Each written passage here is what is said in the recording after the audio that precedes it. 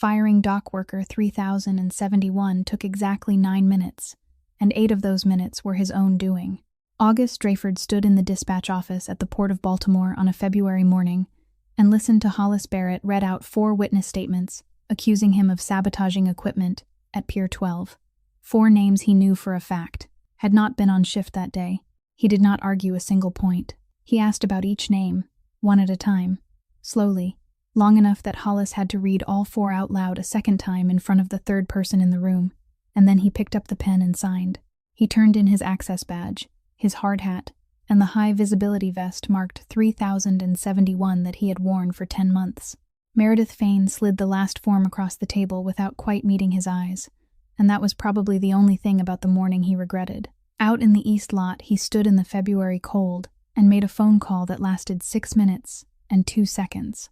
The woman on the other end listened to all of it and said only, "Understood," within the hour. He thanked her and hung up. Behind him, 81 workers on the morning shift were badging in without the faintest idea that the place they worked for had just changed hands. But August Drayford did not drive off the port. He walked back to the unlit corner of the east lot, where a delivery truck had been parked 26 nights running, and he stopped a few steps short of it, because 4 days earlier, he had finally read the name on the employee badge tucked behind the windshield, and for 10 months, he had been looking for the wrong person. If this story reached you, leave a like so we know you're listening. Share it with someone who might need to hear it today, and subscribe so you don't miss the next one. 4 nights before that morning, Ruth Calloway backed the delivery truck into the unlit corner of the east lot and shut off the engine, just as she had done 25 times before. She pulled a piece of cardboard up to cover the lower half of the windshield, not because she was afraid someone might see her, but because the cardboard held in a little warmth, then set her alarm for 3:40 so she could leave the lot before the morning shift arrived. She had calculated it carefully. The night shift at Dock 12 ended at 3 o'clock. All their trucks were gone within 20 minutes, and the stretch from 3:20 to 4 o'clock was the only time of day when no one was in the east lot. Ruth Calloway had learned that the quickest way to lose a job was to let people know how desperately you needed it. And she hadn't learned that from a book. She had learned it through 19 months as a contract worker for Meridian Courier, where every week someone vanished from the schedule, and no one ever asked why. She had lost the apartment in Pigtown 26 days earlier, after the 3rd time she paid the rent late. She didn't argue with the landlord. She signed the handover papers, packed her belongings into 3 boxes, and left them at her late husband's cousin's house, then told Wesley over the phone that his mother had just been assigned a long stretch of night shifts, so he should stay with Aunt Nora a little longer. The boy had cheered because Aunt Nora had a cat and a backyard large enough to run in. That was the only thing in the past 26 days that had made her feel lighter. He was 7 years old and trusted his mother completely, and Ruth intended to keep that trust intact for as long as she possibly could, because there weren't many things left in her life that she could still hold on to. The 26th night was a Monday. She had made 74 deliveries that day, finished at 9 o'clock that evening, and by the time she backed the truck into her familiar corner, she had only enough strength left to take off her shoes and lean back against the seat. There were $11 left in her wallet. Her next paycheck would come on Friday, and in her mind, between those $11 and the $215 she needed for Wesley's medicine, there was a distance she had measured and remeasured all week without ever arriving at a different answer. She fell asleep around 11 o'clock. A knock on the window woke her shortly before 2 o'clock in the morning. Ruth bolted upright, and her hand had already reached for the key before her eyes were fully open. In the next 3 seconds, she arranged the lie in her mind, the same lie she kept ready every night, that she had only pulled over for 10 minutes because she had grown sleepy while driving, that she was leaving right away, that she was sorry she had parked in the wrong place. She lowered the window a few inches and began the first sentence. The man outside didn't let her finish. He didn't ask what she was doing there. He didn't ask her name, didn't ask which company she worked for, and didn't look inside the truck. He bent down, placed a still warm sandwich wrapped in aluminum foil and a bottle of water on the step beneath the door, gave her one brief nod, then turned and walked back toward Dock 12. Ruth watched him go. He wore a reflective vest with an identification number printed across the back. His stride was unhurried, and he never once looked behind him. She sat there for a long time afterward with the sandwich resting in her palm, and what unsettled her wasn't the sandwich itself, but the fact that he hadn't asked her anything. In the 17 months since Owen died, Every kindness anyone had shown Ruth Calloway had come with a question, and she had answered all those questions so many times that they no longer hurt her. They only made her tired. This was the first time someone had looked at her without attaching anything to it. She ate the sandwich. She drank half the bottle of water and saved the rest for the following morning. Then she went back to sleep, never knowing that the man who had just disappeared from sight had stood less than 3 feet from her truck for nearly 15 seconds before knocking on the window, and in those 15 seconds, he had read the employee badge tucked behind the windshield, the badge bearing her photograph and her full name, the name he had spent 10 months searching for in the wrong places, among the wrong people, and in all the wrong ways. The man wearing reflective vest number 3071 had been working the night shift at Dock 12 for 10 months when that night came, and during those 10 months, no one at the Port of Baltimore had ever suspected that he was anything other than what his employee badge said he was. He arrived on time.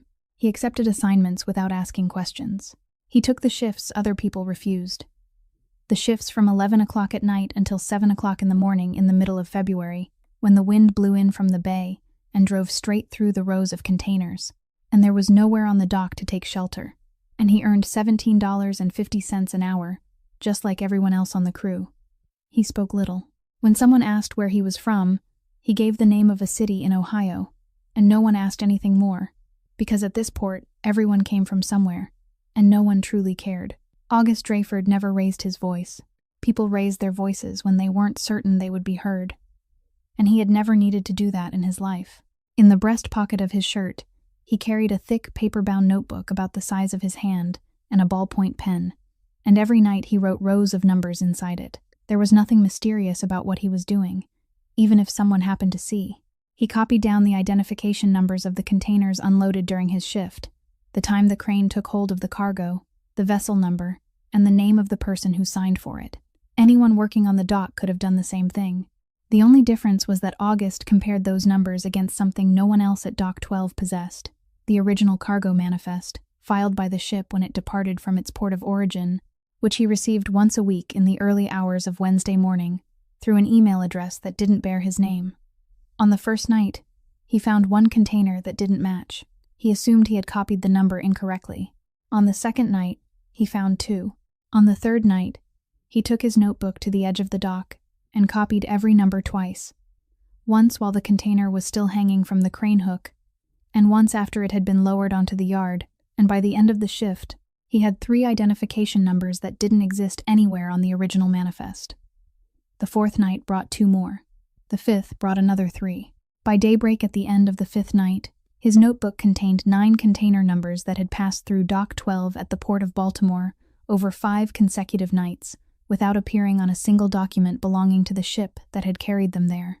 9 containers weren't an administrative error. A major port might make 1 mistake, perhaps 2 1/4. 9 in 5 nights meant someone was moving cargo in and out through a parallel system operating inside the official one, and that person had to have access to the scheduling software, the authority to approve crane assignments, and the power to sign off on deliveries. It meant that person sat upstairs, not down on the dock. And this was where August Drayford's story differed from the story of every other worker who had ever noticed that a number didn't match, because August Drayford could have ended the entire operation with a single phone call. The organization his father had built from one rented truck in 1974 had controlled the operating contracts for 3 of the port's docks for 11 years, and August had led that organization since his father's death. An audit order from his office would take effect within 48 hours. The problem was that 7 months before he first put on that reflective vest, a similar audit order had been issued for the bonded warehouse system in Norfolk, and before the audit team arrived, 3 full years of warehouse data had been erased, so completely that nothing could be recovered, erased in a way that could only have been done by someone who knew the exact date and time in advance. Someone inside his organization had warned them. August didn't know who it was. He only knew that any official order he gave would pass through the hands of 4 or 5 people before it reached its destination, and one of those 4 or 5 people would pick up a phone, so he did the only thing no one could warn them about. He came himself, alone, carrying nothing but an employee badge bearing the number 3071 and a paper-bound notebook, and he worked the night shift at Dock 12, like 81 other men. After the 5th night, he closed the notebook and began searching for the answer to the next question: where those 9 containers went after leaving the dock, and who signed the delivery slips. Gideon Ash parked behind an auto parts store that had been closed since 10 o'clock that night, about a mile and a half from the port's south gate, and he had been sitting there for 40 minutes when August opened the car door and took the passenger seat. This was the only way they had met during the past 10 months. No phone calls, no messages, no fixed location, a different place every time, and never longer than 5 minutes, because Gideon was the only person in the world who knew where August Dreyford was, and that fact alone was a risk that didn't need to be prolonged. Gideon was 53 years old. He had served as August's father's attorney for 19 years, and as August's private counsel for 8 years after that, and throughout all that time, he had never once addressed him by his first name when a third person was present. He handed August a thin envelope containing the week's cargo manifests. August took it without opening it. The car smelled of cold coffee. Gideon looked at the reflective vest folded across August's lap, then at the work gloves stuffed into his coat pocket, and said that he had counted. And today was day 301. 10 months. How much longer did he intend to keep working as a dockhand? August said, until he knew for certain whose hand was behind it. Gideon was silent for a while, and then he did something he very rarely did. He argued. He said the 9 numbers in the notebook were already enough to open an internal investigation, that 3 law firms in Baltimore were prepared to take the case within a single morning, and that August's father had never needed to stand on the dock himself to know who was stealing from him. August said his father had also never lost 3 years of data in Norfolk within 36 hours. Gideon didn't answer that. He stared through the windshield for a long time, and August realized that he was weighing something, not deciding whether he should speak, but weighing it the way a man does when he is trying to determine whether he has the right to speak at all. At last, Gideon said he should look upstairs. August replied that he knew that it had to be someone with the authority to approve crane schedules, and Gideon shook his head and said higher than that. Higher than the scheduling manager. Higher even than the operations board. August asked how high. Gideon placed both hands on the steering wheel and kept them there, and he said there were names he had promised never to reveal. August turned and looked at him. In 8 years of working together, this was the first time Gideon Ash had refused to answer one of his direct questions. He asked whom Gideon had made the promise to. Gideon said that was also part of the promise. He asked when. Gideon said 15 years ago, and he spoke the number in a tone that told August it was all he would say that night, and perhaps for many nights to come. August sat without moving. He was accustomed to people hiding things from him. It was almost the default condition of working in his world, and he knew more than enough ways to take what he wanted from someone who didn't wish to give it. But he used none of them on Gideon Ash, because 15 years ago was a year when his father was still alive, and a promise kept for 15 years by a man who had no obvious reason to keep it was something August had learned to respect, even when it worked against him. He asked only one final question. He asked whether Gideon would confirm the name if August found it himself. Gideon said that if August found it himself, he wouldn't need confirmation, because he would know the moment he saw it. August nodded. He opened the car door. Before stepping out, he said he needed another 3 weeks of data, and Gideon said he would send it the usual way. Then he added a sentence that belonged to none of their procedures. He told August to be careful, and August paused for half a second in the open doorway, because that was something Gideon had never said to him before either. The meeting lasted 4 minutes. Gideon Ash remained in the car for another 15 minutes after August disappeared from sight, both hands still resting on the steering wheel, and he thought about a stamped envelope that had been lying in his office, safe for 15 years. An envelope whose author had given him very clear instructions that it was to be delivered only when his son reached that line on his own, not a single day sooner. He didn't know how far August still was from that line. He only knew that, for the first time in 15 years, August was moving in the right direction, and that left him feeling both relieved and afraid in a way he had never spoken of to anyone. A working day for Ruth Calloway began at 4:15 in the morning at Meridian Courier's transfer warehouse on Browning Highway, where she collected her printed route and signed the first handover sheet of the day. That day's route had 74 delivery stops. She didn't object, because 74 was also the number of stops she had been covering for 3 straight weeks, and because the last person on the crew who had objected to a route disappeared from the schedule the following Monday. Ruth signed. She signed a second time when she received the truck, a third time when the cargo compartment was sealed, And then she signed roughly 100 more times over the next 14 hours, once on every delivery slip, each time leaving the same small slanted signature in the box at the bottom right. And she didn't read a single line on any of them because no one did. The barcode scanner beeped, the slip printed, she signed, and she moved on. That was the job.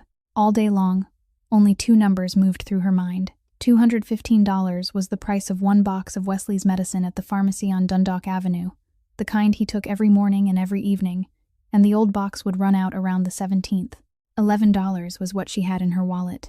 Her next paycheck would come on Friday, and if none of her hours were cut, she would receive about $460. And out of that $460 had to come the gas money she had paid in advance, the installment on her phone, and the amount she sent Nora every month, even though Nora had told her 4 times that she didn't need to. Ruth had worked through the calculation every day for 3 weeks, and every day it came to the same answer. Enough, but only enough if nothing happened. And during the past 17 months, she had learned that something always happened. At 7 o'clock that evening, she pulled into the parking lot of a supermarket on Holabird Avenue and made a video call to Wesley, just as she did every night. The boy ran out of the frame, then came rushing back with a sheet of A4 paper held so close to the camera that Ruth could see nothing but blue. He told his mother to move back. Then he moved back himself. On the paper was a cargo ship drawn in crayon, its hull colored blue, its deck stacked with bright rectangular shapes that he called boxes, and at the bow was a tiny dot that he said was his mother standing there. She asked why she was standing on the ship. He said because she worked with the boxes. She laughed. He told her that his teacher had asked the class to draw what their parents did for work, and he was the only one who had drawn a ship. And another child had said ships weren't blue, and he had argued that a ship could be any color it wanted. He asked when she would take him to see a real ship. Ruth said soon, when she finished this stretch of night shifts. The boy said all right, then asked whether Aunt Nora's cat would be allowed on the ship. And Ruth said cats weren't allowed. And he burst out laughing and ran away to show the picture to his aunt. Nora picked up the phone and said briefly that everything was fine. The boy had eaten all his dinner, and Ruth thanked her. She ended the call and sat motionless in the truck for about 2 minutes. And those were the only 2 minutes all day when she allowed herself to sit still. At 9 o'clock that night, she returned to the warehouse to turn in her delivery slips. Hollis Barrett was standing at the dispatch counter, and he smiled before he spoke. He always smiled before he spoke. He handed her a sheet of paper and told her to sign it. It was her second written warning for late deliveries. Ruth looked at the paper. It stated that she had delivered 19 stops late that week, and the number was correct. She couldn't argue with it. What the paper didn't say was that her 74-stop route had been arranged in an order that forced her to drive from Curtis Bay up to Towson, and then circle all the way back to Brooklyn in the same afternoon, and that the person who had arranged it that way was Hollis Barrett. She opened her mouth to say so. Then she saw the following week's schedule sitting on the counter behind him, already printed but not yet posted, and she saw her name on it, and she understood that the paper in her hand and the schedule behind him were 2 halves of the same sentence. He added that he would have to cut 6 of her overtime hours that week to balance costs, and he said it in the tone of a man announcing the weather. 6 overtime hours meant $93. Ruth stood there for about 4 seconds, working through the calculation again in her head with the new number, and this time the calculation no longer produced any answer at all. Then she took the pen and signed the box at the bottom right, the same small slanted signature she had written 100 times that day and throughout the 13 months before it, without reading a single line. It happened at around 11 o'clock one night near the end of January, in the break bulk loading area between Dock 12 and the East Gate, where delivery trucks came to collect shipments that weren't large enough to fill a container. August had just begun his shift. He was inspecting the tie-down straps on a pallet when he heard a diesel engine sputter and die at the far end of the yard. And when he turned around, he saw a forklift stalled directly in front of the cargo compartment of a delivery truck, its forks holding a pallet suspended about 5 feet above the ground. The woman operating the forklift climbed down. She walked around to the rear, opened the engine cover, looked inside for about 10 seconds, then straightened and surveyed the yard. There was no one there except August. She walked over to him and asked whether he knew where the spare forklift was, and she asked in the voice of someone who had already calculated that the answer would be no. August asked how long she needed it. She said 15 minutes, perhaps 20. He asked why she didn't call the maintenance crew. She said that calling maintenance would require an equipment failure report, And an equipment failure report would mean her shipment was officially recorded as late, and she already had one late delivery report that week. She said it calmly, without complaint, as though she were reciting a clause in a contract they had both memorized. August went to retrieve the key to the spare forklift from the storage building in the rear. He wasn't the person responsible for that key, but he knew where it hung, and he knew no one on the night shift counted them. When he returned, she had already placed 2 wooden blocks beneath the suspended pallet and loosened 2 of the outer tie-down straps. And August stopped for a second when he saw it, because she had done everything in the correct order. People didn't invent that sequence on their own. Someone had taught it to them. She took the key and thanked him. She climbed onto the second forklift. And for the next 4 minutes, August stood watching her do something he had seen hundreds of people do during the past 10 months. She guided the forks beneath the pallet at an angle rather than straight on, so they wouldn't strike the disabled forklift. She raised the load exactly 1 inch, and then stopped to listen. When she backed out of the narrow space between the 2 vehicles, she turned with the rear wheels rather than the front. She lowered the pallet onto the floor of the truck's cargo compartment so gently that it made no sound at all, and she did every part of it while leaning slightly to one side so she could see the edge of the forks, the habit of someone who had operated that kind of machine for several thousand hours, not several dozen. August Drayford had spent 10 years in the transportation industry, and he could watch someone operate equipment for 4 minutes and know where that person had learned the trade. This woman hadn't learned in a 2-day certification class. She had learned from someone who had stood beside her through many long afternoons.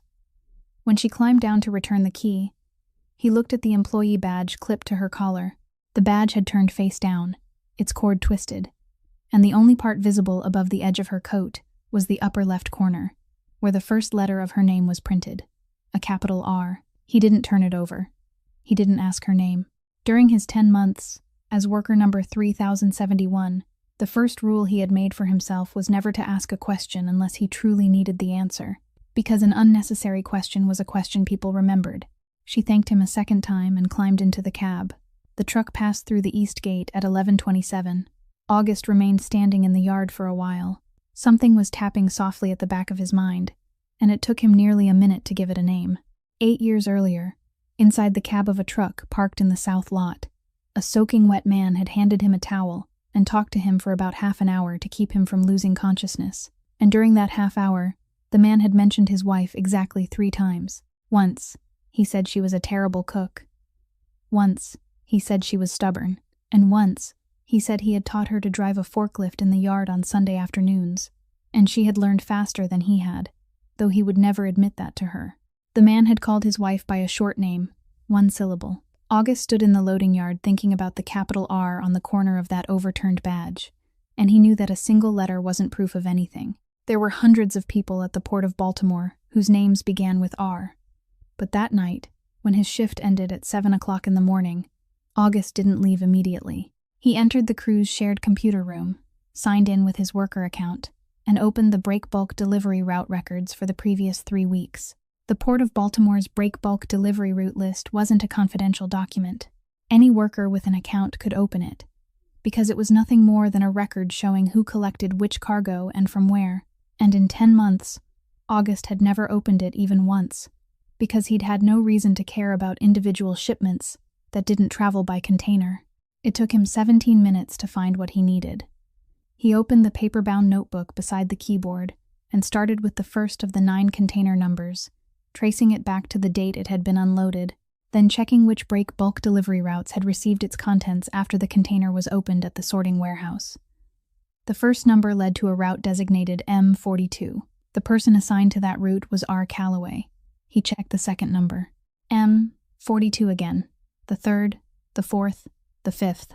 August sat motionless before the screen and checked all 9, and every one of the 9 container numbers that didn't exist on the vessel's original manifest had passed through the hands of the same person on the same permanent route, and that person's name was R. Calloway. He expanded the search to 6 months, then 12 months. Route M42 had been assigned to R. Calloway continuously for 13 months without interruption, without rotation, without a single change of driver, while every other break bulk route operated by Meridian Courier rotated personnel on a 3-week cycle. Someone had deliberately kept one name on the same route for 13 months. And on every delivery slip belonging to that route, In the box at the bottom right, there was a small slanted signature confirming that the person signing had inspected the cargo and verified that its type and quantity were correct. August made a rough count.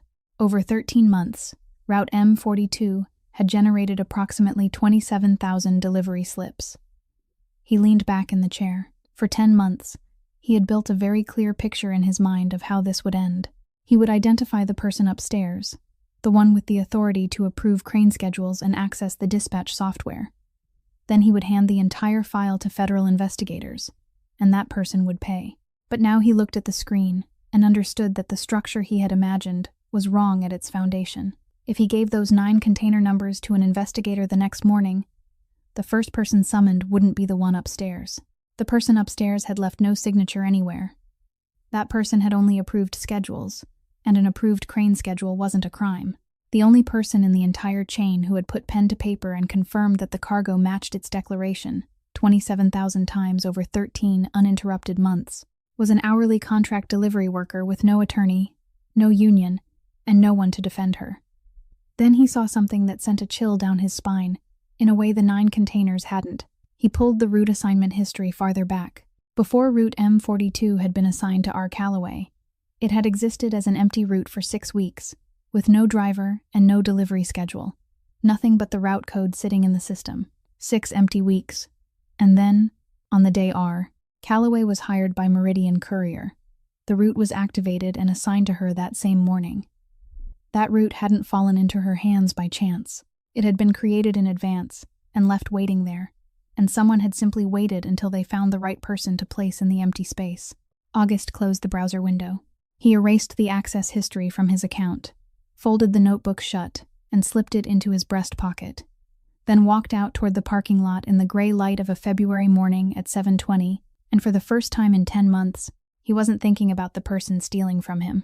He was thinking about a woman whose name he knew only by its first letter, a woman who had signed something 27,000 times without ever reading it, and who was drawing dangerously close to being made fully responsible for something she had no idea she was doing. Hollis Barrett summoned worker number 3071 to the dispatch office on Tuesday morning, exactly 1 day after the 26th night, and on his desk there was already a thin file along with 2 documents clipped separately. He smiled before he spoke. He said something unfortunate had happened at Dock 12, that there had been a report of equipment tampering during the night shift, and that August's name appeared in 4 witness statements. August asked whose statements they were. Hollis read out 4 names. August committed all 4 to memory, and said nothing about the fact that he had already seen that week's shift schedule, and knew none of those 4 people had been present at the dock on the night in question. Hollis pushed the 2 separately clipped documents across the desk. The first was an agreement to terminate his employment voluntarily, accompanied by a one-time payment of $4,200. The second was longer, 3 pages, and on the final page, there was a clause printed in the same size type as everything else, but positioned where a person's eyes would usually slide past it, stating that the signer agreed not to disclose to any third party any information, observations, notes, or documents obtained during his employment at the port, and that any dispute arising from the agreement would be resolved through confidential arbitration rather than in court. Hollis said this was the best arrangement for both sides. He said that if August signed that day, his record would remain clean, with no disciplinary notation, and he could apply for work at any port along the East Coast. He said that if August refused to sign, he would be forced to refer the matter to the disciplinary department, and once that happened, everything would be out of his hands. August picked up the 2 documents. He read the second one slowly from beginning to end, and Hollis sat across from him, tapping one finger against the desk 3 times, before stopping. August set the paper down and said that $4,200 was a strange figure. Hollis asked what was strange about it. August said that if a worker had truly sabotaged port equipment, the port would demand compensation from him rather than pay him. Hollis smiled and said it was human resources policy. August asked which human resources policy, what its reference number was, and what year it had been issued. Hollis couldn't answer. August said he needed time to read everything again, and he needed copies of the 4 witness statements. Hollis said there were no copies available. August said that in that case, he needed to know which shifts those 4 people had worked, because if they were witnesses, they had to have been there, and he wanted to apologize to them if he had truly done something wrong during his shift. Hollis said that wasn't relevant. August said he wouldn't sign a document stating that he was leaving voluntarily, because he wasn't leaving voluntarily. He said that if the port believed he had sabotaged equipment, then the port should fire him for that reason. State the reason clearly in the termination notice, and he would sign that notice. Then he stood and walked toward the door. Hollis called him back and said he was making a very serious mistake. August stopped in the doorway and said perhaps he was. Over the next 2 days, Hollis Barrett tried 3 times. On Wednesday morning, he sent someone down to the dock with a message that the payment could be raised to $5,000. On Wednesday afternoon, he called August himself. On Thursday morning, he reduced the offer to $3,000 and said it was the last one. August gave the same answer all 3 times, that he was prepared to sign a termination notice whenever they wished, but he wouldn't sign a voluntary separation agreement. By Thursday afternoon, Hollis understood that this worker wasn't going to sign, and he found himself facing a choice he hadn't wanted to make. If he allowed August to keep working, August would remain inside the port every night with the notebook in his breast pocket. If he fired him through a formal notice that clearly stated the reason, August would walk out through the gate without being bound by any agreement requiring his silence. Hollis chose what he believed carried less risk, because in 14 years as a dispatch manager, he had never seen a dock worker earning $17.50 an hour accomplish anything after being driven out of the port. He scheduled the meeting for Friday morning. He required Meredith Fain from Human Resources to be present as a witness and sign the record, exactly according to procedure, without missing a single step. On Thursday night, August made one brief phone call to Gideon Ash and said that by the following morning he would no longer be on the port's payroll and that Gideon should have the authorization papers ready and wait for his call at around 7:30 in the morning. Gideon asked whether he was certain. August said he couldn't exercise his authority over the operating contracts for the 3 docks, while he was still an employee receiving wages from that same port, and that this was the only favor Hollis Barrett had done for him, though Hollis had no idea he had done it. On Friday morning, August arrived at the dispatch office 15 minutes early. Ruth Calloway was rearranging the pieces of cardboard on the back seat when she saw the man walking across the east lot toward her, and she recognized him even without the reflective vest. She had meant to repay him for the sandwich the next time she saw him, though she knew she didn't have the money to do it. He stopped about 3 steps from the truck and came no closer. He said good morning. She lowered the window. She saw that he wasn't wearing an access badge or a hard hat, and she understood what had just happened because she had watched it happen to 6 people during the past 19 months. She asked whether they had fired him. He said yes. She nodded and said she was sorry, then added that if he needed the phone number for the employment agency on Browning Highway, she had it. They hired drivers year-round and didn't ask many questions. She said it in the voice of someone who wanted to help and had only one thing in the world to offer. He thanked her. Then he said he hadn't come to talk about work. He took a sheet of paper folded into quarters from inside his coat, opened it, and placed it on the steering wheel through the lowered window. It was a faded photocopy of a delivery slip, with a date stamped in the upper corner. He asked whether she remembered signing it. Ruth looked at the paper. She saw the small slanted handwriting in the box at the bottom right and recognized it immediately, because it was her signature, and there was no possibility of mistaking it. But she didn't remember signing it. She told him the truth, that she signed about 100 sheets a day, that the scanner beeped, the slip printed, and she signed it, and that if he handed her one sheet out of those 27,000, she had no way of remembering it. He said he knew. He said that was exactly why he had brought it to her. Then he asked whether she knew what had been inside the shipment, listed on the slip. She said the cargo code identified it as industrial parts. He asked whether she had ever opened it. She said no. No one opened sealed cargo, because opening it meant losing your job. He nodded and said that the shipment had come from a container that didn't exist anywhere in the paperwork of the vessel that had carried it into the port of Baltimore, that there had been 9 such containers in only 5 nights, that all 9 had passed through her route, and that her route had been kept under the same person's name for 13 straight months, while every other route rotated workers once every 3 weeks. Ruth sat motionless. She heard every sentence and understood the meaning of each one, but she hadn't yet managed to fit them together. And during those 3 seconds, the only thought she could form was where he had gotten all of this. She asked him exactly that. He said he had looked it up himself. She asked how a night shift dock worker could look up something like that. He was silent for a moment. Then he said his name was August Drayford, that he wasn't a dock worker, that he was the head of Dreyford Group, and that his company had held the operating contracts for 3 of the port's docks for 11 years, including Dock 12. He didn't say it loudly, or place any emphasis on it. He used the same voice in which he had said good morning. Ruth looked at him. She looked at his work boots, at his hands, at the callus beneath his thumb that no one could have faked over 10 months, and she felt something rising inside her chest that took her a moment to name, and when she finally found the name for it, she realized it was anger. She asked whether he was playing some kind of joke on her. He said no. She said she had slept in that truck for 26 nights. He said he knew, and it was that answer, those 2 words, I know, that made her open the door and climb down. She said so. He knew. He knew she was sleeping there. He knew there was something wrong with her route. He knew she had signed 27,000 sheets of paper, and for 10 months he had stood only a few dozen yards from her every night without saying a single word. He said yes. She asked why. He said that he hadn't known who she was until the previous Tuesday night, and before then he couldn't tell anyone without ruining everything. She asked what he would have ruined. He said the only chance they had to prove that she hadn't known what she was carrying. Ruth stood there in the February cold and looked at the man who had given her a sandwich 4 nights earlier and had now told her that he owned part of the port, and she thought about the $215 for Wesley's medicine and the $11 in her wallet, and the fact that payday was that Friday, and she still had 21 delivery stops left to make. She said she didn't know what he wanted from her, and she didn't care. She said she had work to do.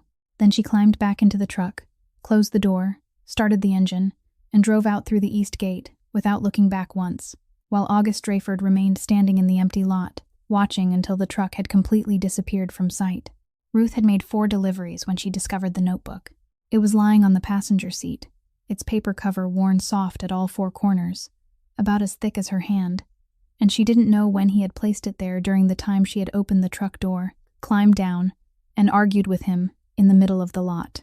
She left it untouched for another 11 deliveries. At the 15th stop, a building materials warehouse in Curtis Bay, she sat in the cab waiting for someone to sign for the shipment, and she picked up the notebook only to see what it was. The first page bore a date from 10 months earlier, with 4 rows of numbers written beneath it. The second page was the same. She flipped through it quickly and saw nothing but numbers. Dozens of pages filled with numbers written in ballpoint pen, the handwriting small and even, without a single erasure anywhere, and she was about to close it when her eyes stopped on a page that contained words. In the right margin, beside 1 row of numbers, there were 3 abbreviated characters and a question mark. M42. That was her route. Ruth sat up straight. She turned back to the beginning and started reading again from the first page.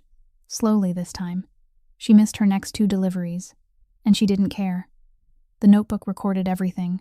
Container numbers, the time the crane touched the cargo, vessel numbers, the names of the people who signed for the shipments at the dock, and beside those rows of numbers were brief notes written in the private language of a man, writing only for himself. Doesn't match. Off by 1. Off by 2. Check again.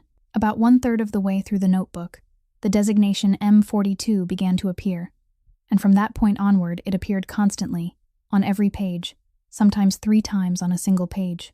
Then, in the later section, another entry began appearing in place of the route designation, R. Calloway. Ruth looked at her own name written in a stranger's ballpoint handwriting on a page dated from a night she remembered clearly, because she had been forced to make up 8 delayed deliveries in Brooklyn. She turned the page. Her name was there again, and on the page after that, she sat in the cab in Curtis Bay for about 15 minutes and read the entire final section of the notebook, and near the last page, she found something that made both her hands go cold. It wasn't a number. It was a sentence longer than the others, written more hurriedly than the rest, stating that route M42 had been created 6 weeks earlier as an empty route and activated and assigned to R. Calloway on the same morning she was hired. Beneath it was a 3-word question. Why was it her? Ruth read that line 3 times. Then she lowered the notebook into her lap and sat motionless for a very long time. And in that silence, everything she had considered normal during the past 13 months began rearranging itself into a different shape. The fact that she was the only person on the crew whose route was never changed. Something she had always considered good fortune, because she knew the roads and didn't have to learn a new route. The fact that her route was always about 10 stops longer than everyone else's. The fact that whenever port inspectors conducted a random inspection, her departure time was moved back by an hour that same day. The fact that Hollis Barrett, who never remembered the name of any contract driver, always remembered hers.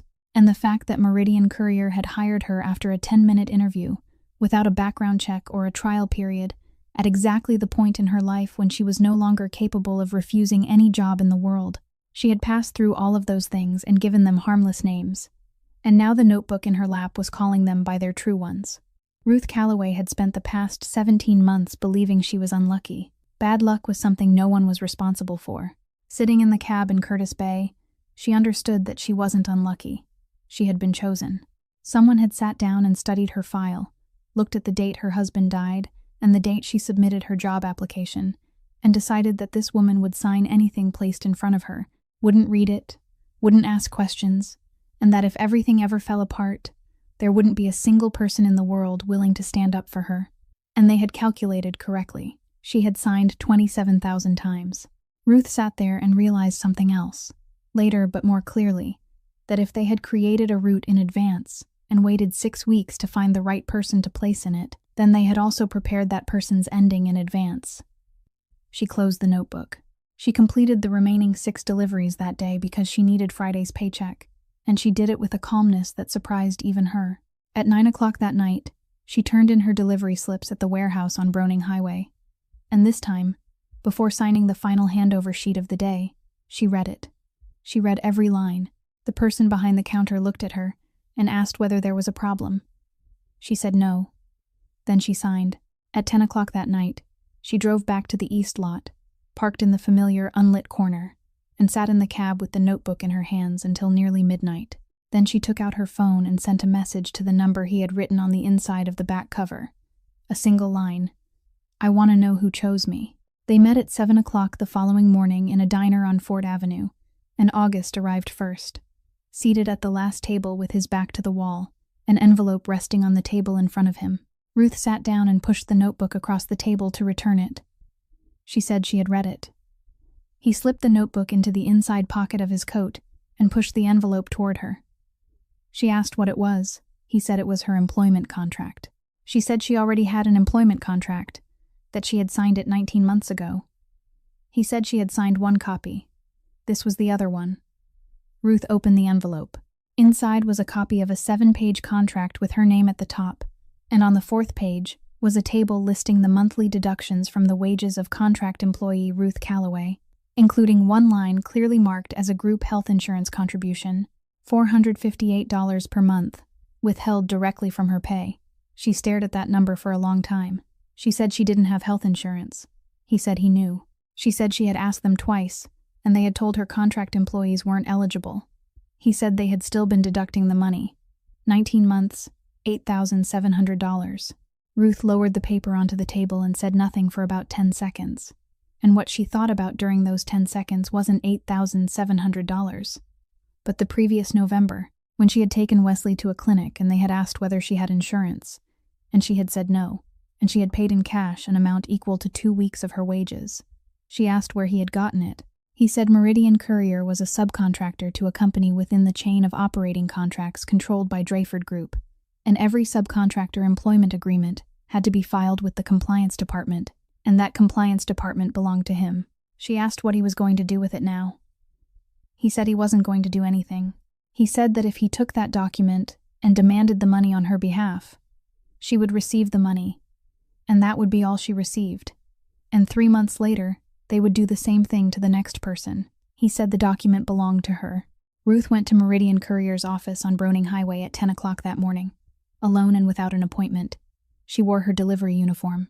She waited in the hallway for 40 minutes before being called into the office of the head of human resources, a man named Whitmore, and she placed the copy of the contract on his desk, pointed to the deduction listed on the 4th page, and asked where that money had gone.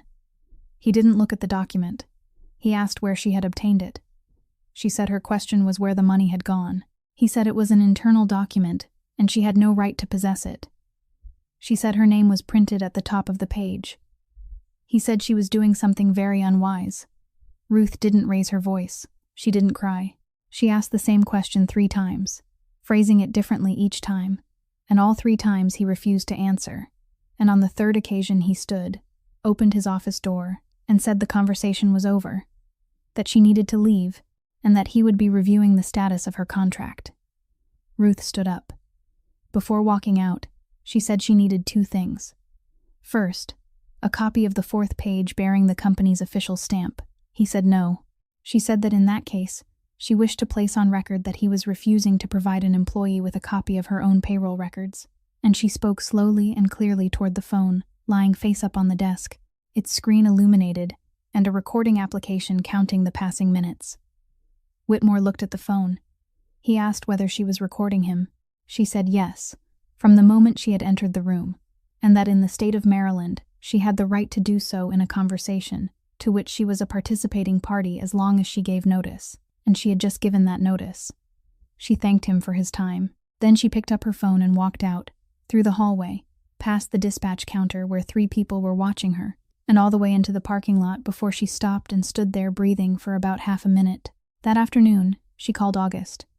She said she would help him. She said she would give him everything she had. Every delivery slip she had kept. Everything she remembered about Route M42.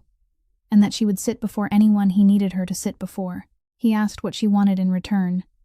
She said her husband's accident file. She said his name was Owen Calloway, that he had died at this port 17 months earlier, and that the file listed the cause as individual operator error, and she wanted the case reopened. She had prepared 3 reasons to persuade him, and had arranged them in order in her mind throughout the afternoon. She didn't need to use any of them. August said all right. He said the words almost as soon as she finished speaking, without asking her to repeat the name, without asking for the date or the file number, and Ruth stood in the parking lot holding the phone, listening to the half-second of silence that had come before his answer. And for the first time, she sensed something in this man that she hadn't yet seen. Meredith Fane called August Drayford on Saturday evening, and what was remarkable wasn't the call itself, but the fact that she had his number. In her very first sentence, she told him that she had learned who he was on Friday afternoon, about 4 hours after he left the port, when the law firm representing Drayford Group sent a formal demand requiring the Port Authority to provide every personnel record from Dock 12, covering the previous 2 years. She said she had sat and read that letter 3 times, then reopened the termination notice she had personally signed as a witness that same morning, and she had remained there with both documents in front of her until night fell. August asked what she wanted. She said she didn't want anything. She said she had something. They met on Sunday morning in the parking lot of a church after the service had ended, and Meredith Fane stepped out of her car carrying a brown document folder in both hands, the way someone carries something that might break. She was 41 years old, had worked as a port human resources supervisor for 6 years, and during those 6 years she had signed as a witness on approximately 400 disciplinary and termination decisions, and she told him that she had never carefully read more than 50 of them. She said, "I'm not a good person, Mr. Drayford. I'm only a person who follows procedure, and I've just realized that in this place, those 2 things aren't always the same." August said nothing. She handed him the folder. Inside was Ruth Calloway's original hiring file from Meridian Courier, the archived copy submitted to the Port Authority 19 months earlier under the regulations governing subcontractors. August turned through the pages one by one. A handwritten job application, a copy of her driver's license, no background check results, with that section left blank, no interview report, no probationary evaluation, with that section also left blank, and in the margin beside it was a handwritten check mark and the word exempt. On the final page was the hiring approval form required for subcontractor employees working within the port area, and under normal circumstances, that form was stamped automatically by the Workforce Coordination Department. Ruth Calloway's form didn't bear an automatic stamp. It carried a handwritten signature. Hollis Barrett. Meredith said she had searched the system throughout Saturday night. In the 6 years she had worked there, Hollis Barrett had personally signed the hiring approval of a subcontractor employee exactly 4 times. 3 had been relatives. The 4th was this woman. August looked at the date in the lower corner of the approval form. Then he opened his phone and searched for another date, one he had known since the previous evening, because Ruth had told him during their Friday afternoon call, the date Owen Calloway was buried. He placed the 2 dates beside each other. 11 days. 11 days after burying her husband, Ruth Calloway applied for a job with a delivery company she had never heard of, and was hired that same morning, without a background check, without a probationary period, approved by the handwritten signature of a man she still believed was nothing more than someone who enjoyed cutting her hours. And that same morning, a route that had remained empty in the system for 6 weeks was activated and assigned to her name. August sat down on the edge of the car seat, with the door open and both feet resting on the asphalt, and he looked at the file in his lap. For 10 months, he had imagined the person behind all of this as a certain kind of man, someone greedy and careless, someone using his authority to take money, and August had already prepared in his mind everything he intended to do to that kind of man. But what lay in his lap wasn't greed. It was a calculation. Someone had sat before a list of applicants and hadn't searched for the person best suited to the job. That person had searched for the person best suited to the consequences. A 27-year-old woman who had just buried her husband, no blood relatives in the state, a young child to support, no savings, because the $3,200 in compensation had been spent on the funeral. No lawyer, no union, no one to call. A person in that condition would sign anything placed before her, wouldn't read it, wouldn't ask questions for fear of being seen as difficult, and would report to work every day for years without ever missing a shift. And if everything ever collapsed, then all the things that made her the perfect choice would become the very reasons no one in the world would stand up for her. She would be the person who signed. She would be the only person who signed. Meredith Fane stood beside the car and asked what he was going to do with it. August closed the folder. He said he was going to give it to her. Meredith said she didn't think that was the right thing to do, that people often couldn't bear learning they had been chosen in such a way. August said perhaps that was true, but she had signed 27,000 times without anyone asking for her consent, and he wasn't going to continue that tradition. Then he asked Meredith a question. He asked who, during her 6 years at the port, had the authority to approve a handwritten signature like this one in place of the automatic authorization stamp. Meredith Fane remained silent for a long time, and when she finally answered, she gave him the title of a position rather than the name of a person, and she spoke it very softly. On Monday morning at 9:12, Hollis Barrett filed a 4-page complaint against subcontractor employee Ruth Calloway with the Port of Baltimore's Internal Investigations Office, accompanied by 22 photocopied delivery slips bearing her signature in the box at the bottom right, and a comparison report showing that the cargo listed on those slips didn't match the originating container numbers. The complaint stated clearly that the signer had systematically certified discrepancies in cargo type over an extended period and recommended that the file be referred to federal investigators. Ruth received the summons at 11:40 that same morning. It had been sent to Aunt Nora's home address in Dundalk, because that was the only address Ruth still had listed in her records.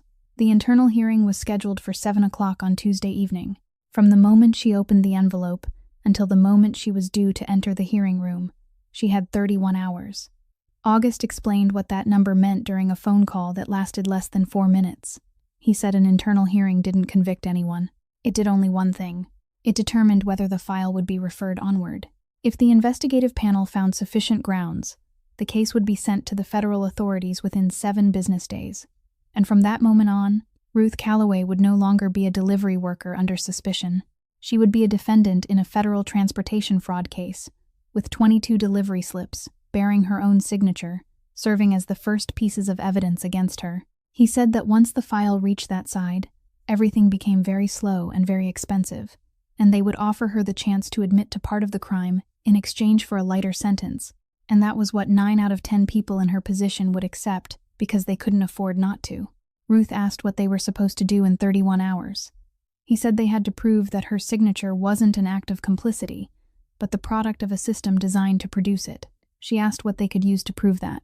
He said 3 things: the hiring file bearing Hollis Barrett's handwritten approval, the system history showing the creation of Route M42, and the recording she already possessed. She asked whether those 3 things would be enough. He was silent for about 2 seconds, then said they wouldn't. Ruth spent those 31 hours the way someone who had made 74 deliveries every day would spend them. She went to Aunt Nora's house at 1 o'clock that afternoon, ate lunch with Wesley, and sat listening while the boy told her that someone in his class had brought in a turtle. She laughed in the right places and let nothing show, and when he ran into the yard to play with the cat, she went into the bedroom, closed the door, and began working. She pulled out the 3 boxes she had stored at her aunt's house. She found 19 months of pay records, scraps of delivery slips she had absent-mindedly stuffed into her pockets and forgotten, the small notebook she used to record her mileage, and every message Hollis Barrett had ever sent her about changes to her departure time. She photographed every item. By 4 o'clock on Tuesday morning, she had 47 photographs and a handwritten list of the days when her route's departure time had been changed, matching them against the days port inspectors had arrived for random checks. She slept for 2 hours. At 7 o'clock that morning, she sent everything to August. August, for his part, didn't have 31 hours. He had less. On Monday afternoon, he returned to the port to obtain a printed copy of the system history from the compliance office. And in the south parking lot, 3 men were waiting for him between 2 rows of vehicles. They didn't say who they were, and they didn't need to. The man in the middle told him he should go home. August asked how much Hollis Barrett was paying them. No one answered. He said that whatever the amount was, it wasn't enough for what was about to happen to the man paying it. There was a brief silence, one swift and decisive movement, and 30 seconds later, August Drayford continued toward the administration building with his briefcase in his hand, and never looked back. He obtained the printout at 5 o'clock that afternoon. That was also when he noticed what both he and Ruth had missed. In the printed system history, there was a line recording the creation of Route M42, 6 weeks before Ruth was hired. And that line contained a column he had never noticed before, the column identifying the account used to perform the action. The account that created the route didn't belong to Hollis Barrett. It was a system-level administrator account, the kind of account a dispatch manager would never be given. And August sat, staring at that string of characters in the empty compliance office, and understood that he had spent 10 months searching for a thief, when what he was truly beginning to touch was something else entirely. At 6 o'clock on Tuesday evening, with 1 hour remaining before the hearing, his phone vibrated. It was Meredith Fain.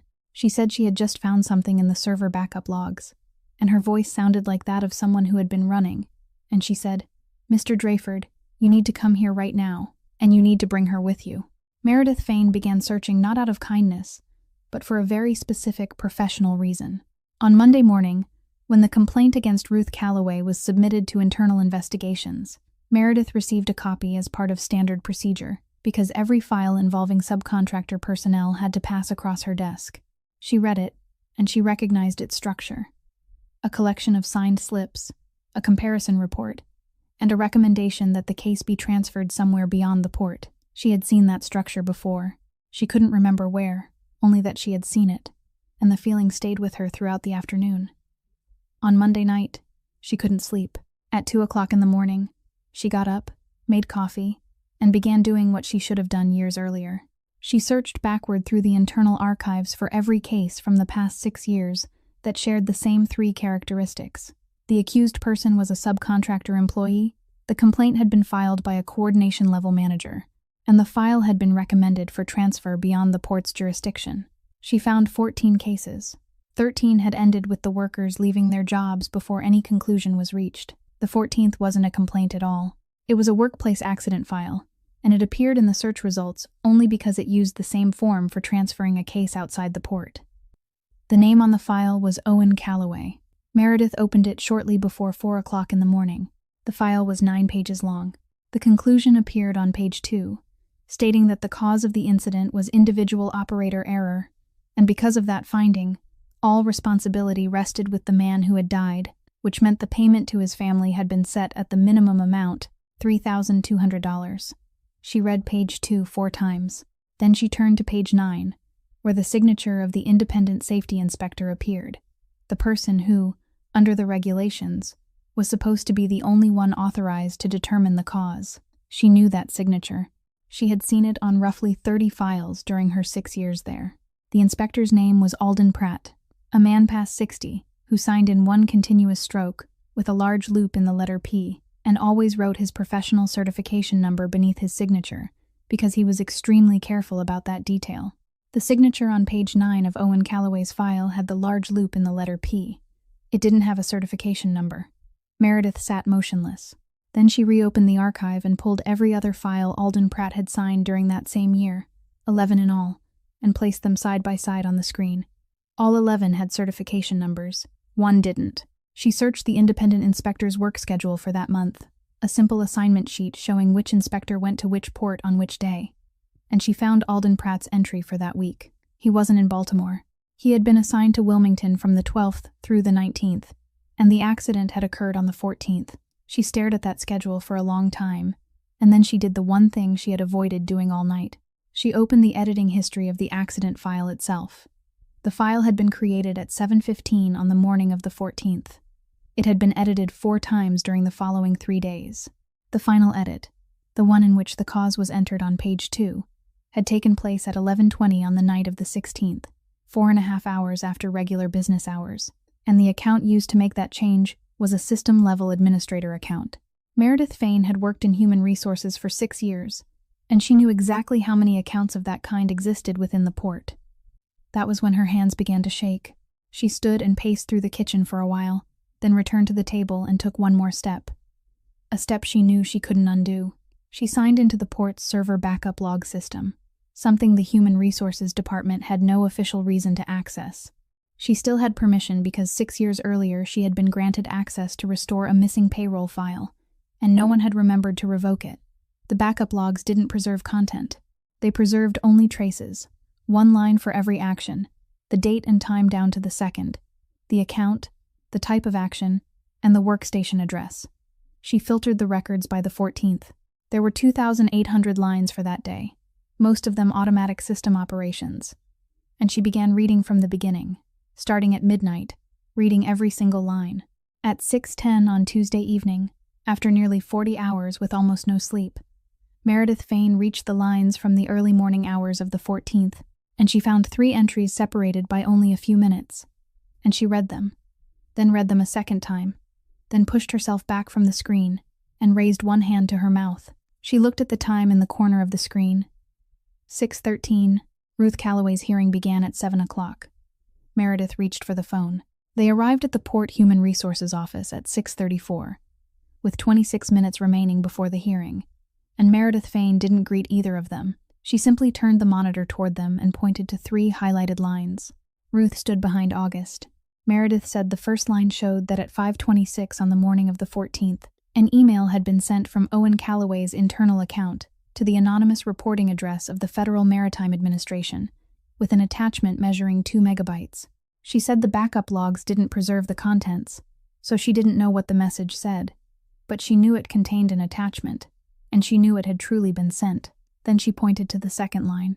At 5:31 that same morning, the same email had been manually deleted from the server, not removed from the mailbox but erased at the server level, an operation that could only be performed through a system-level administrator account, and the deletion had also removed the backup copy waiting in the outgoing queue. Ruth asked whether that meant the email had never reached its destination.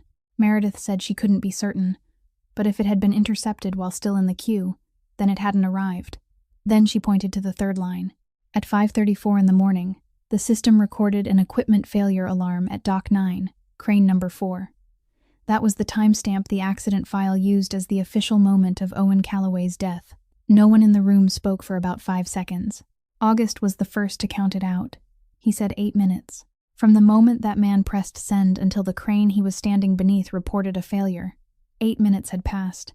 And between those 2 moments, exactly 5 minutes after the email was sent and 3 minutes before the alarm, someone had been sitting at a computer deleting the message. Ruth Calloway didn't sit down. She remained standing and stared at the 3 lines on the screen, and during the past 17 months, she had constructed nearly 100 different versions of that morning in her mind, all of them versions of chance, and now every one of them collapsed at once. She asked which account had been used. Meredith Fain didn't answer immediately. She dragged the screen to the right to reveal the account column, and on the second of the 3 lines, the name of the account used to perform the deletion was M.Fain. Ruth turned to look at her. Meredith said she knew how it appeared, and she had considered not calling them, and she had considered it for about 4 minutes before picking up the phone, and she said she hadn't deleted that email. She continued before either of them could ask. She dragged the screen 1 column farther to the right, revealing the workstation address, and said the deletion had been performed from a computer on the 3rd floor of the Port Administration Building, in room 312. She said her office was on the 1st floor. She said that at 5:31 on the morning of the 14th, she had been driving through the Key Bridge toll plaza on her way back to Baltimore from her mother's home in Pasadena, And she remembered the date exactly because her mother had been admitted to the hospital the previous night. And she said the state's electronic toll system preserved license plate photographs with timestamps accurate to the second for 7 years, and anyone could request an extract. She pushed a printed sheet across the desk, a request form for the toll records, already completed and signed, lacking only the filing date. August picked it up and read it. Then he asked her a single question. He asked who within the port system had the authority to reset the password of a system-level administrator account. Meredith said 3 people. She said the head of information technology, who had retired 4 years earlier and still hadn't been replaced. She said the port's chief operating officer, a position that had remained vacant during those 20 months because of restructuring. She stopped. August said the 3rd person. Meredith Fain said the 3rd person was the Port Authority Commissioner responsible for human resources and compliance. And once again she gave the title rather than the name, just as she had done in the church parking lot on Sunday. August set the paper down. He told her to say the name. She looked at him and said that if she spoke that name aloud in that room, she wouldn't have a job by the following morning. No one else in the industry would ever hire her. She was 41 years old, and she supported her mother. Then she said it. Constance Palmer. Ruth had never heard the name before. August had. He had sat at the same table with that woman at least 4 times during the past 11 years at annual meetings concerning the operating contracts, and he remembered that she had a very firm handshake, and remembered the name of everyone in the room. He looked at the clock. 6:51. He told Ruth that in 9 minutes she had to be present in the hearing room on the 2nd floor. That she would enter alone because his attorney had no standing to represent her in an internal port hearing, and that she didn't need to prove her innocence. He said she only needed to do one thing: ask that the record reflect her request for the panel to examine the creation history of Route M42 and the account used to perform that action, and ask that the record clearly state that she had raised the request. Ruth asked what would happen if they refused. August said that if they refused, their refusal would also have to be entered into the record, and that was exactly what he needed. The Tuesday evening hearing ended after 40 minutes, and the investigative panel announced that it would postpone issuing a conclusion, and the record stated that the accused employee had requested that the panel examine the creation history of Route M42 and the account used to perform that action, and that the request had not been considered during the hearing. Hollis Barrett left the hearing room with the satisfied expression of a man who had just completed a procedure. On Thursday morning, he received a summons to an emergency meeting of the Port Authority Board at 9 o'clock, with the stated purpose of reviewing subcontractor personnel practices, and he arrived 10 minutes early, because he believed it would be a good opportunity to report on the matter he had just handled. The meeting room was on the 4th floor of the administration building. When he entered, all 7 board members were already seated, and at a side table against the wall sat 3 attorneys he didn't recognize, beside 4 stacked cardboard file boxes with their lids open, filled with numbered bundles of documents.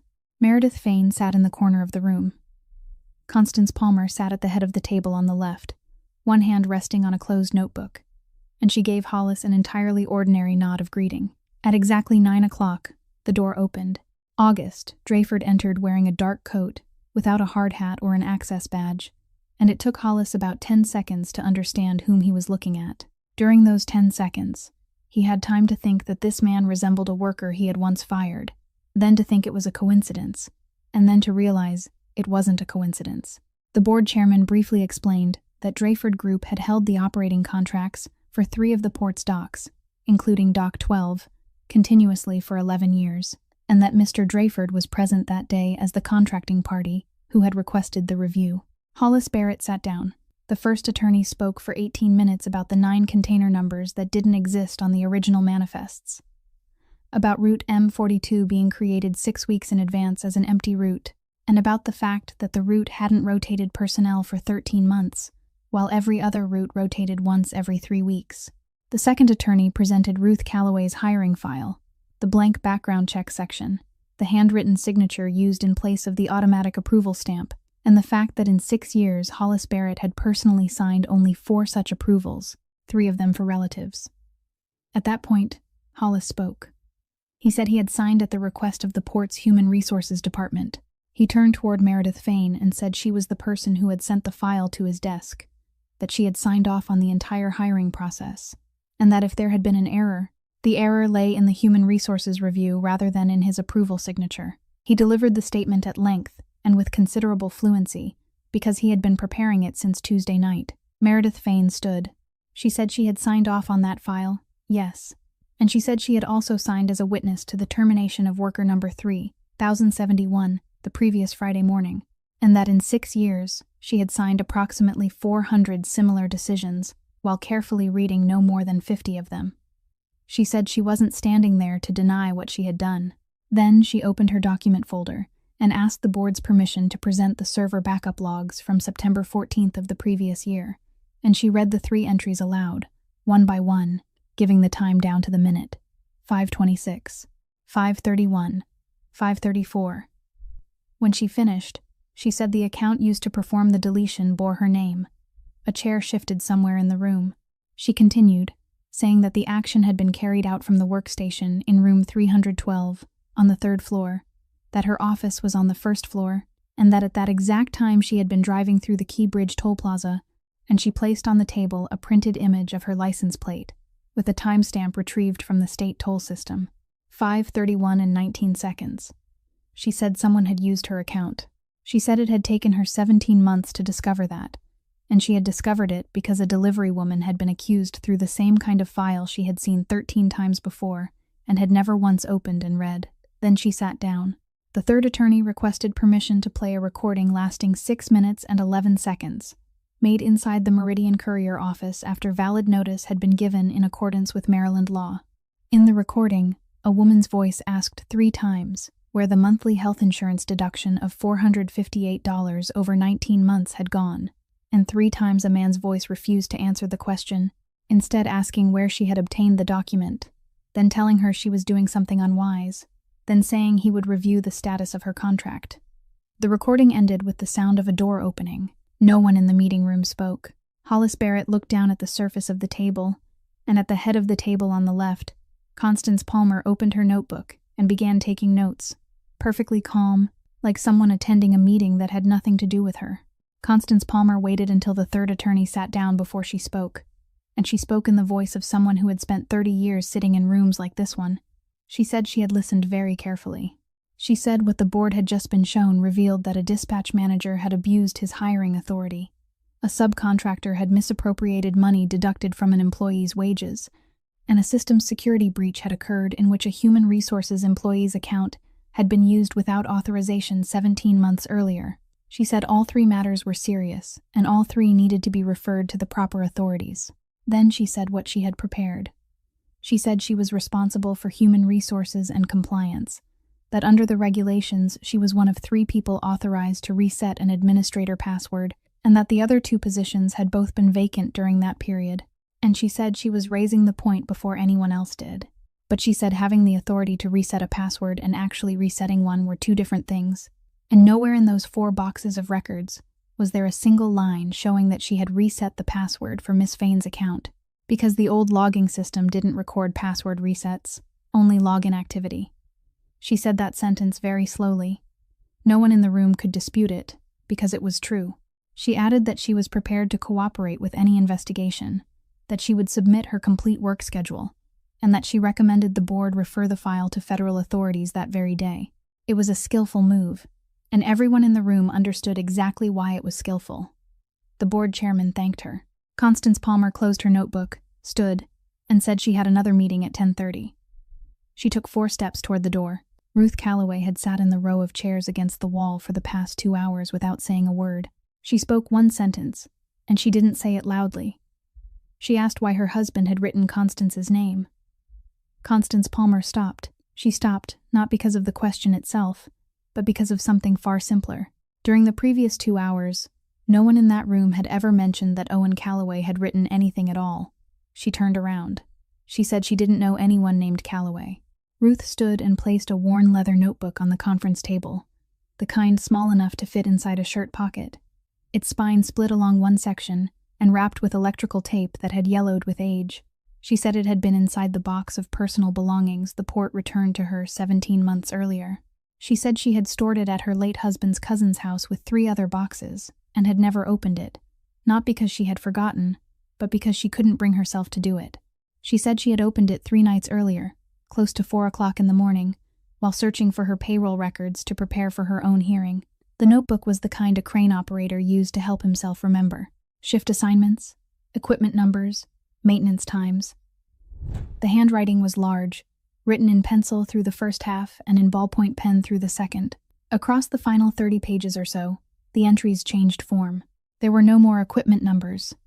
There were only dates, times, and container numbers written in groups, with stars beside some of them. The last page contained words, 6 lines written quickly in ballpoint pen.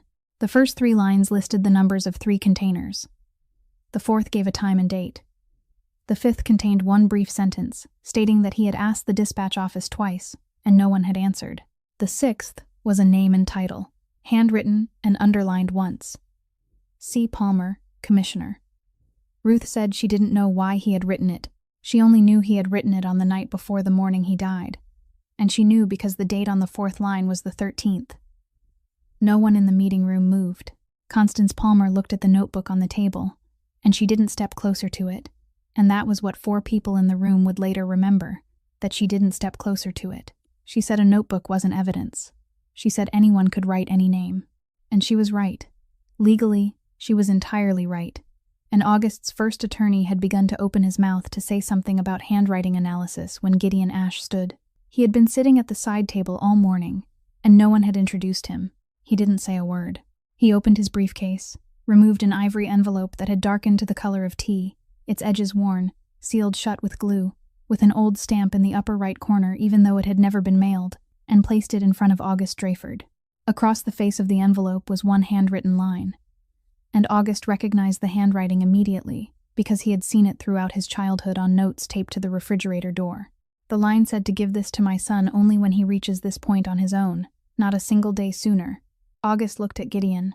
Gideon still said nothing, and in 8 years of working together, this was the second time he had refused to answer a question August hadn't yet asked. August picked up the envelope. He tore open the edge with his thumb, slowly, and inside the 4th floor meeting room of the Baltimore Port Authority, there wasn't a single sound except the tearing of paper. Inside the envelope was a single handwritten sheet of paper, dated 15 years earlier. August's father wrote that 3 times during his professional life, he had been forced to choose between speaking a name aloud and allowing his son to live a life untouched by that name, and all 3 times he had chosen the second path, though he wasn't certain he had chosen correctly. He wrote that in 1991, when his company was still small, a young female attorney in the port's legal department had helped him preserve his first contract by making a rival's complaint file disappear, and that he had paid her to do it, and she had used that very act to rise through the ranks of the port over the next 20 years. He wrote her name on the final line. He wrote that if the day ever came when his son reached this point on his own, it would mean she had never stopped, and then his son had the right to know that the door through which she had entered the port of Baltimore had been opened by his own father. He apologized on the line before the last, and he wrote that his son mustn't repay this debt with money, because it wasn't a debt of money. August finished reading the letter in about 40 seconds. Then he handed it to the first attorney, and said the letter didn't prove what Constance Palmer had done during the past 17 months. But it did prove what she had done 25 years earlier, and it gave the board a name from which to begin tracing backward rather than forward. The file was referred to federal investigators that afternoon.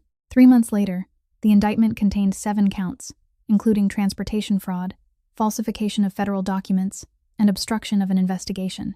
Hollis Barrett pleaded guilty to the 2nd and 5th counts and began cooperating with investigators during the first week. Constance Palmer didn't cooperate. Her case never went to trial because she accepted a plea agreement 6 weeks before the trial was scheduled to begin.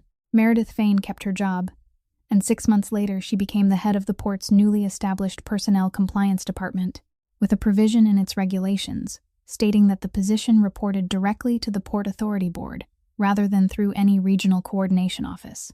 During the final meeting of the review, August Drayford made 3 demands in his capacity as the holder of the operating contracts.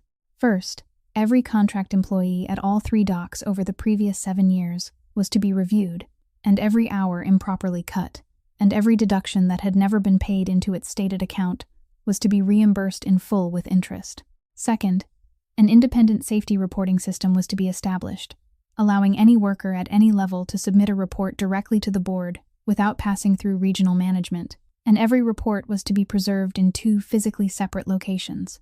Third, every workplace accident file at the port from the previous 7 years was to be re-inspected, with priority given to files that concluded the cause was individual operator error. He said he had known all 3 measures were necessary before that Friday.